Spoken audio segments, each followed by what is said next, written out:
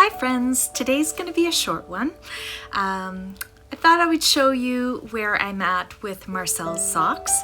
So I finished one of them and it is so cute. I did try it on and it fits him beautifully. I got so many suggestions on how to make the long tube work, but really it was impossible to get them on even through, trying to roll them or putting another sock on first, or trust me, I did really try to make the other ones work, but it just, the thing is with greyhounds is that they are very docile and very patient dogs, especially the ex-racers, because in their racing career, they've actually been handled by a lot of different people, a lot of different trainers, and even they have like physiotherapists that give them massages and doctors that check their feet, and just they get poked and prodded quite a bit, and so they are generally really tolerant of that.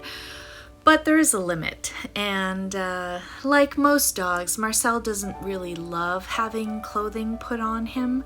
He tolerates it and for sure will let us do what we need to put his boots on and his coat.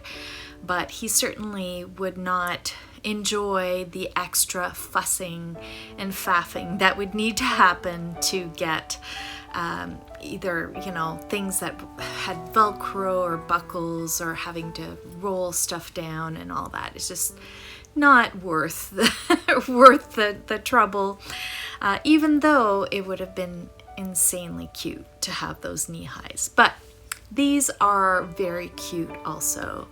I decided to forego making a heel. Honestly, it's just so much easier to get a little tube to slip on, and then that way we're not worried about sort of the direction on which we put them on.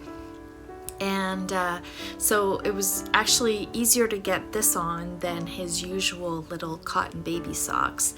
And so I'm really happy with the way it turned out.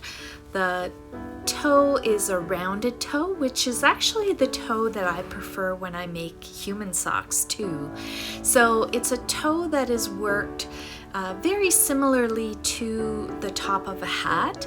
So you're basically decreasing regularly around, and the first row of decreases are wider apart, and then you would work a certain number of rows before decreasing again. And as the decreases get closer in each row, they also get closer in terms of how many rows are in between, so that you get this nice, gentle, kind of sloped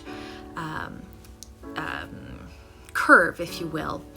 And so that's what I did. It was really simple, and it knit up very quickly. So I will be using the rest of the tube to, I'll divide it up so that I get 3 other cuffs, and then I will knit the feet, and Marcel will have a new Christmas present waiting for him under the tree. On to today's yarn advent color, and it is called hellebore, which is a beautiful type of flower.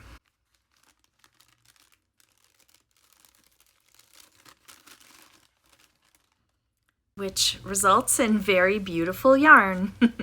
So this yarn advent calendar is definitely for peachy toned lovers.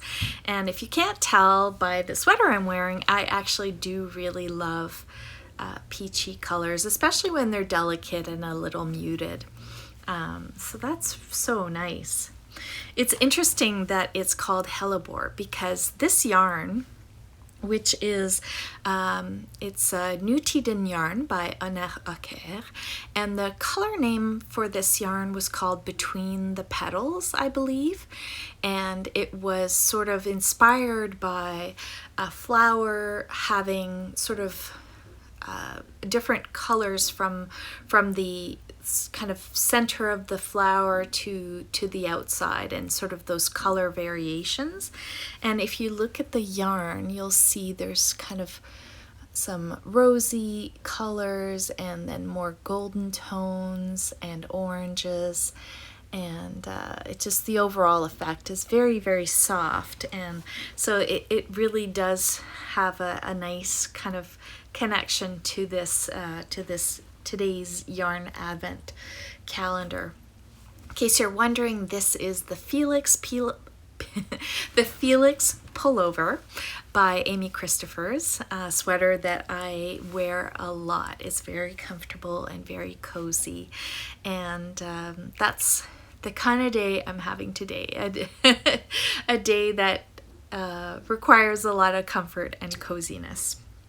So that is going to be it for me today, but I'll hopefully be back again tomorrow with more to show and talk about.